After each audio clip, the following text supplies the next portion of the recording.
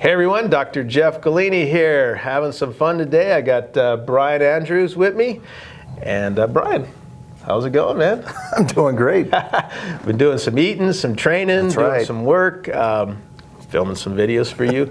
Anyhow, you guys heard my first video, which is a little bit of storytelling, and you know the thing about the older you get, the more you like to tell stories. So I'm going to give you a little more history about EFX Sports. I sort of told you about where it started and how I started it. So I'm going to fast forward a little bit to when the company was moved up here to Billings, Montana from Venice Beach, California. That was about 1992. Again, before a lot of you were even probably born. It's kind of funny. My first building that I had back in Venice was about 800 square foot, and we eventually outgrew that.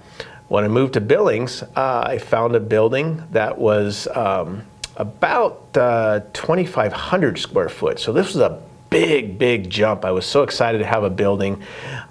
We basically shut down for Christmas break, and when we started back up in January, the 800 numbers rang in Billings instead of LA, and nobody really knew the difference.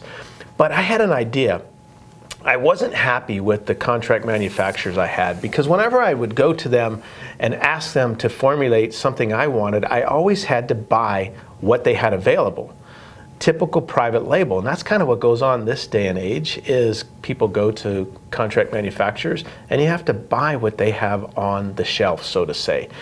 So I thought, you know, I'm going to start developing my own products. You know, I had enough training in college, enough information, enough chemistry just to be dangerous.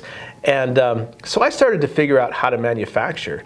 So my first blender was a 55-gallon drum. I'm talking about a fiber drum I would roll up and down the warehouse, and that's how I blended my first powder. You got to remember, this started with a $3,500 investment back in 1985, so it's been a long haul, but it's been all us. There has been no outside influence. So you're talking about on-the-job training. So things started to grow.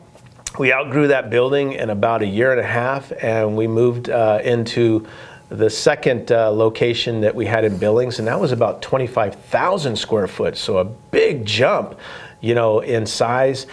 Started to manufacture now.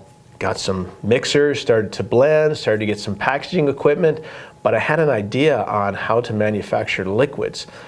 So we started manufacturing liquids, and then we brought on capsules.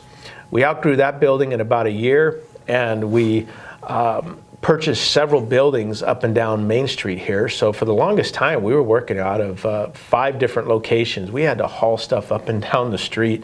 I don't know how we survived, but I always had this dream facility in my brain that I wanted to build. And as the new GMPs were coming up, this facility was going to fit perfectly. So that's kind of getting us to the new facility, which we currently are. But I got a few little things in between that happened that really set us apart, but I'm going to have to save that for next time for you. So catch you then.